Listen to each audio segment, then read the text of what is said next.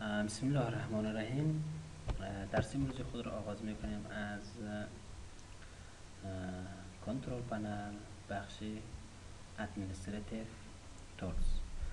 ادمنستریتیو تولز تمام تنظیمات اساسی ویندوز رو چی داره؟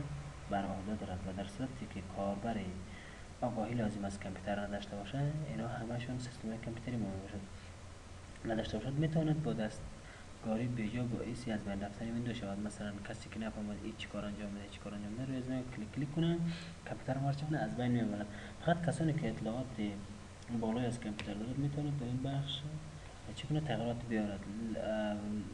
تغییرات میتونه بیاره. خب لذا شما کاربران عزیزی که از این آموزش استفاده میکنید، در ابتدای آموزش کامپیوتر هستید، نمیتونید در این بخش تغییرات بیارید. یعنی کسایی که مهارت درست کافی ندارن نمیتونن در این بخش تغییرات بیارن.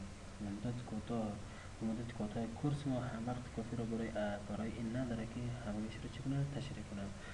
و دیگر در بخش ادمنستریتیو تولز همین قدر بود که ما براتون تشریح کنیم. من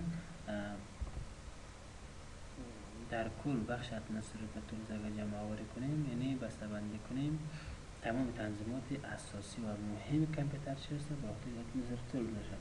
و زمانی که ما میخوایم از کامپیوتر خود استفاده کنیم، نباید اگر مهارت خوب نداشته باشیم، نباید در این بخش بریم مثلا دستک بزنیم یا کدام کار را ریزی کلیک کنیم، چون تمام سیستم کامپیوتر ما رو به هم میزنه.